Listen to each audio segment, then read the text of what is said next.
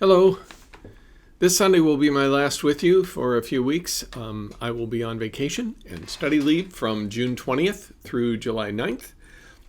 And I'll be getting a lot of work done around my house that's been waiting or half finished since Easter time. And I'll be attending the 34th General Synod of the United Church of Christ in Indianapolis. So this Sunday is going to be very special. It's Father's Day, of course, and it's Juneteenth weekend. Because it's Father's Day, it's also the 30th anniversary of my ordination, which happened on Father's Day in 1993. We'll also be bringing in 4 new adult members, which is exciting. My message for the day is called The Mystery of Whopping Alice.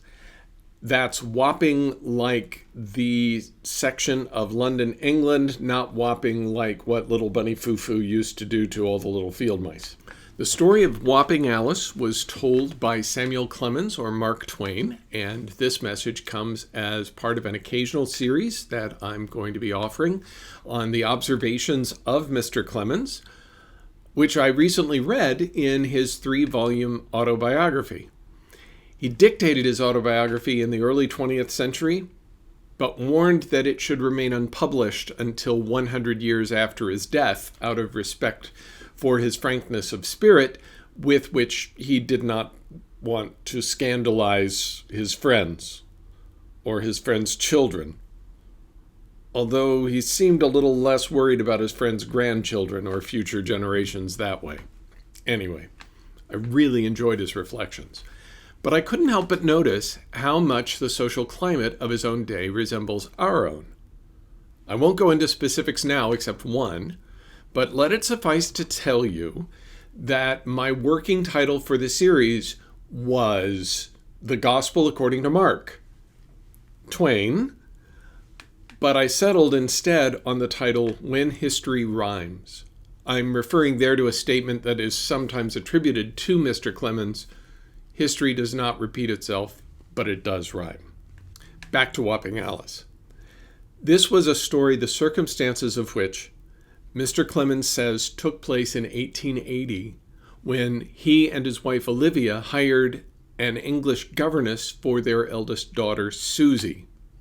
There's my tribute to Father's Day there. That's about as far as it goes, though, because as the story goes, the author, with the help of his butler, his friend, a minister, the local constable, and the rest of his household staff, elaborately orchestrates the wedding of the governess to a young man he discerns has, shall we say, deflowered the young woman.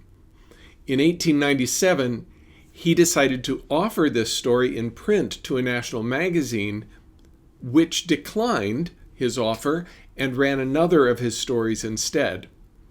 He subsequently attempted to publish the story in 2 or 3 periodicals, but each time it was refused. Finally, in 1907, in the course of his autobiographical dictation, he would include the story among his other reflections and ruminations.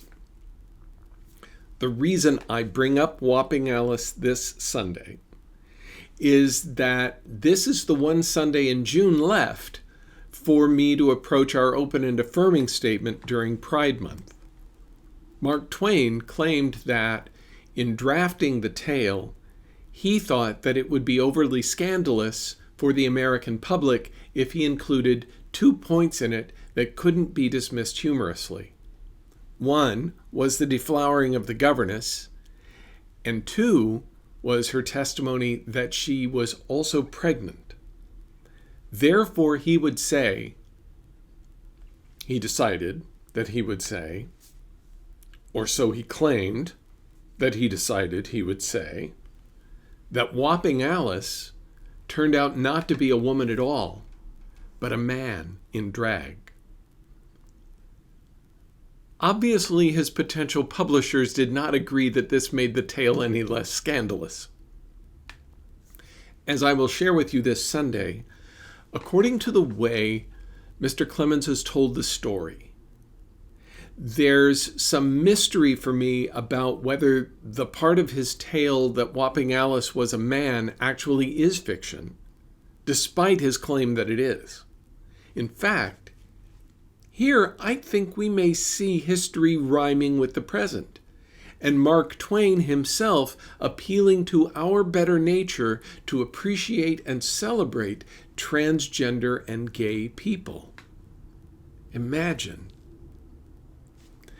For your preparation for Sunday, I have edited somewhat and made an audio recording about an hour long of the tale of Whopping Alice. You'll find it on our SoundCloud channel by using the URL or the QR code that are appearing on your screen right now, or by clicking on the link in the description section of this video on YouTube. It's a Mark Twain story I guarantee you haven't heard or read before, nor is it one that you probably ever thought you would hear or read. Enjoy. And don't forget to read the rest of the eNews. Peace.